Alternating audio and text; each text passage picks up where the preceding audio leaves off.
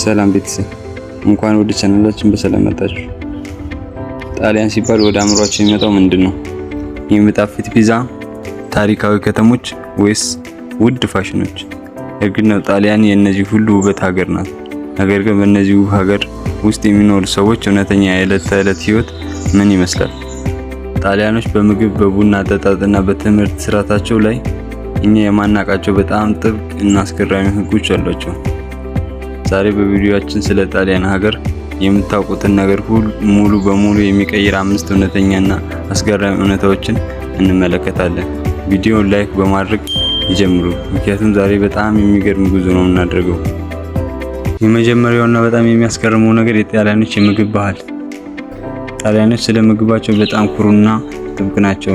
ለምሳሌ እኛ ሀገር ካፒቺኖ ወይም ቡና በማንኛውም ሰዓት እንጠጣለን። በስርዓቱ ግን ከቀኑ 11 ሰዓት በኋላ ካፒቺኖ ማዘዝ እንደ ትልቅ ስህተት አድርጎ ይወሰዳል። ጣሊያኖች ካፒቺኖ የሚጠጡት በጠዋት ስለሆነ ከሰዓት በኋላ ካፒቺኖ ከጠየቅ የካፌ ውስጥ ያሉ ሰዎች በሙሉ ይገረሙብሃል። ሌላው ትልቁ ክልከላ በፒዛ ላይ አናናስ ማድረግ ነው። በጣሊያን ባህል ፒዛ ላይ አናናስ ማድረግ ምግቡን እንደመሳደብ ተደርጎ ይቆጠርብሃል። እንዲሁም ፓስታ ላይ ስትበላ በሹካ መጠቅለል እንጂ በቢላ መቁረጥ በፍጹም የተከለከለ ነው። ሁለተኛው ነጥብ ስለ ጣሊያን የትምህርት ስርዓት ነው።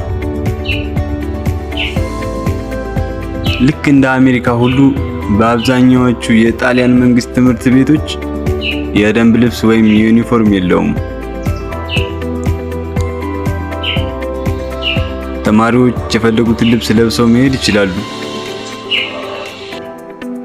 ነገር ግን በጣም የሚያስደነግጠው ህግ ብዙዎቹ የጣሊያን ሃይ ስኩሎች ቅዳሜ ቀን ጭምር ክፍት በመሆናቸው ነው። ወይም ያው ቅዳሜ ይማራሉ ማለት ነው። ተማሪዎች ከሰኞ እስከ ቅዳሜ ድረስ በየቀኑ ጠዋት ትምህርት ቤት የመገኘት ግዴታ አለባቸው።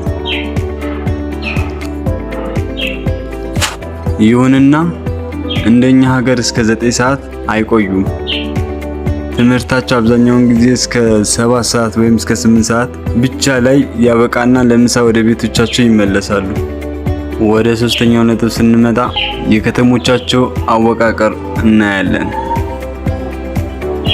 ጣሊያን ጥንታዊ ታሪኳን ጠብቃ የኖረች ሀገር ናት። ለምሳሌ ታዋቂዋ የቬኒስ ከተማ ሙሉ በሙሉ በውሃ ላይ የተገነባች ናት። በዚህ ከተማ ውስጥ መኪና፣ ሞተር ወይም ብስክሌት መንዳት በፍጹም የተከለከለ ነው፣ አይፈቀድም።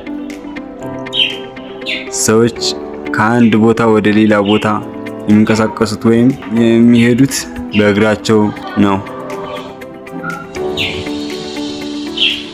በእግራቸው በጣም ጠባብ መንገዶች ላይ እየተራመዱ ነው የሚሄዱት።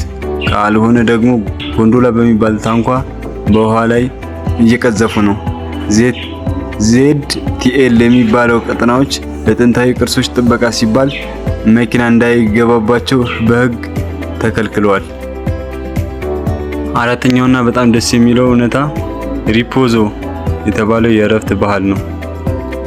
በጣሊያን ከቀኑ 7 ሰዓት እስከ 9 ሰዓት ተኩል ወይም 10 ሰዓት ድረስ ባለው ሰዓት አብዛኛዎቹ ሱቆች፣ ፋርማሲዎችና ባንኮች በራሳቸው ዘግተው ይጠፋሉ። ይህ ሰዓት ሰዎች ወደ ቤቶቻቸው ሄደው ከቤተሰቦቻቸው ጋር ረጅም ምሳ የሚበሉበትና ትንሽ እንቅልፍ የሚተኙበት ሰዓት ነው።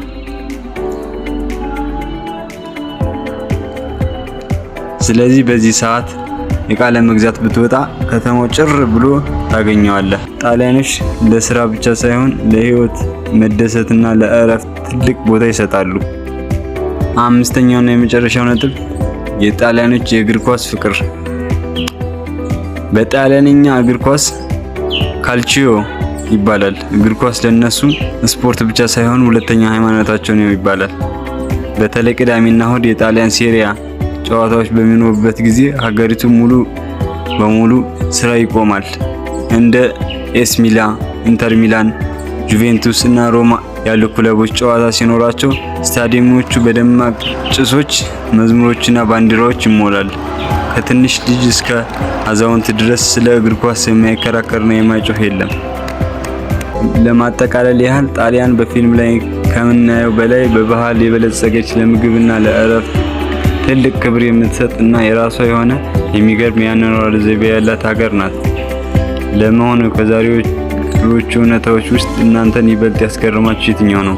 ከቀኑ 11 ሰዓት በኋላ ካፒቺኖ አለመጠጣት ወይስ ቅዳሜ ትምህርት መኖሩ ነው?